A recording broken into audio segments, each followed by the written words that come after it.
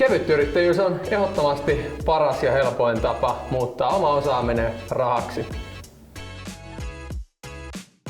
Kevytyrittäjyys sopii kaikille, ketkä haluaa työllistää itsensä. Kevytyrittäjyys toimii niin, että ensimmäisenä sä sovit sun asiakkaan kanssa, että mitä työtä teet ja paljonko se asiakas siitä kustantaa.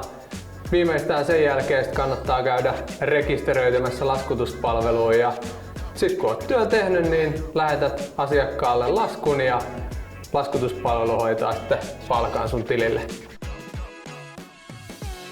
Tällä hetkellä mä ainakin käytän Trusteria, mä oon ollut tosi tyytyväinen. Siinä on just pienet palvelukustannukset ja se on tosi sujuva palvelu. Ja siellä on myös asiakaspalvelu aina valmiina auttamassa, joten sitä mä ainakin kokeilisin. Laskutuspalvelu on se yritys, joka hoitaa sitten kevytyrittäjän puolesta nämä velvoitteet ja kevytyrittäjä laskuttaa sitten laskutuspalveluyrityksen Y-tunnuksen avulla. Trusterin kautta mä vaan luon sen laskun, täytän siihen sen asiakkaan tiedot ja sitten lähetän sen laskun ja palkka tulee suoraan tilille.